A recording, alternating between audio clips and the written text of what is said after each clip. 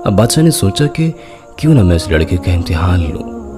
بادشاہ نے اپنے خزانچی کو اشارہ کیا کہ جاؤ سونے اور ہیرے جواہرات سے بھرے ہوئے صندوق لے آؤ۔ خزانچی کیا سونے اور زیورات سے بھرے ہوئے صندوق لے آیا اور آ کر لڑکے کے آگے رکھ دیے۔ بادشاہ نے لڑکے سے کہا کہ سب تمہارے ہیں، انہیں اب تم اپنے ساتھ لے جا سکتے ہو۔ لڑکا کہنے لگا کہ میں یہ چیز نہیں لوں گا کیونکہ دنیا داری سے میرا کوئی لگاؤ نہیں ہے۔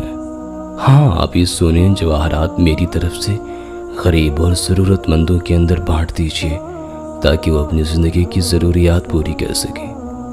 بادشاہ نے وزیر کی طرف دیکھ کر کہا کہ واقعی یہ بچہ تو ایک دم فرشتے جیسا ہے۔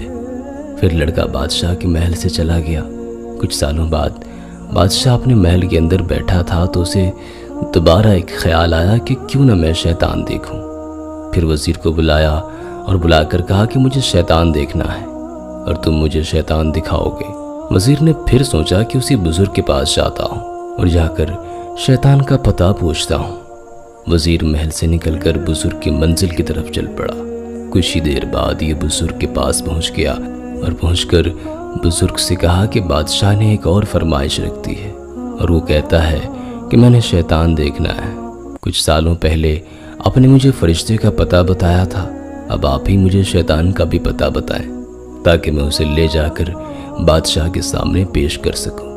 بزرگ نے وزیر سے کہا کہ ہاں، میں تمہیں ایک ایسے شیطان کے پاس لے کر جا سکتا ہوں۔ بزرگ اپنی جگہ سے اٹھ کھڑے ہوئے اور وزیر کو ساتھ لے کر چلتے چلتے ایک علاقے کے اندر آ پہنچے۔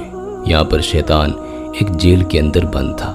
بزرگ نے اپنی ضمانت کے اوپر جیلر سے کہا کہ شیطان کو وزیر کے ساتھ بھیج دو، بادشاہ سے ملاقات کرنا چاہتا ہے۔ جیلر کہنے لگا کہ یہ کافی سخت اور ظالم بندہ ہے، اس نے دنیا کا ہر گناہ کیا ہوا ہے، کون سی برائی ہے جو اس بندے کے اندر نہیں ہے، تم دھیان سے اس بندے کو اپنے ساتھ لے کر جانا۔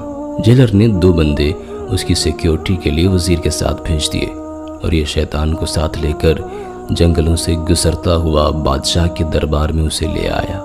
بادشاہ نے جب اس آدمی کا حلیہ دیکھا جو کافی ڈراؤنا تھا، بادشاہ نے وزیر سے کہا کہ یہ بندہ کون ہے؟ وزیر نے کہا کہ بادشاہ سلامت، یہ وہی ہے جس کی آپ کو تلاش تھی۔ اس بندے نے ہر برائی کی ہوئی ہے، اس نے کون سا کام ہے جو نہ کیا ہو؟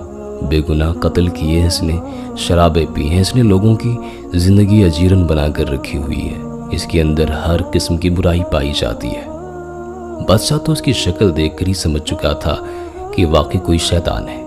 پھر بادشاہ اس آدمی سے مخاطب ہوا کہ تم اتنے برے کام میں کیسے پھنسے؟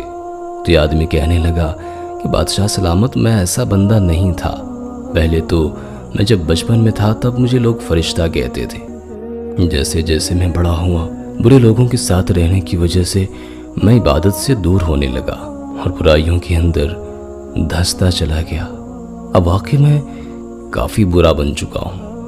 بادشاہ نے کہا کہ تم جب لڑکے تھے میرے دربار میں آئے تھے، تمہیں یاد ہے؟ لڑکا کہنے لگا کہ ہاں بادشاہ سلامت، آپ نے مجھے سونے اور جواہرات سے بھرے ہوئے صندوق دیے تھے اور کہا تھا کہ آپ رکھ لیں، پر میں نے وہ لینے سے انکار کر دیا تھا اور کہا تھا کہ ضرورت مندوں میں تقسیم کر دی جائے۔ بادشاہ اپنے تخت سے اٹھ کھڑا ہوا اور کہنے لگا کہ واقعی انسان جس صحبت میں اٹھتا بیٹھتا ہے اس کو اختیار کر جاتا ہے۔ برا انسان اگر فرشتوں کی صحبت اختیار کر لے تو وہ بھی فرشتہ صفت بن جاتا ہے، اور اگر اچھا انسان بھی برے لوگوں کے ساتھ اٹھنے بیٹھنے لگے تو وہ پکا شیطان بن جاتا ہے۔ بزرگوں کا قول ہے کہ یار بد بدتر از مارے بد، یعنی برا دوست برے سانپ سے بھی کہیں زیادہ خطرناک ہے، اس لیے کہ برا سانپ جب ڈستا ہے تو انسان کی جان جاتی ہے، لیکن جب برے دوست کا اثر اس پر پڑتا ہے تو اس کے ایمان جانے کا خطرہ ہے اور اس کی دنیا اور آخرت دونوں ہی برباد ہو سکتی ہے۔ تو ہم یہ امید کرتے ہیں کہ آج کی ویڈیو آپ کو ضرور پسند آئی ہوگی۔ ویڈیو کو لائک کرتے ہوئے دوستوں کے ساتھ شیئر بھی ضرور کیجیے گا۔ اپنا بہت سارا خیال رکھیے گا۔ اللہ حافظ۔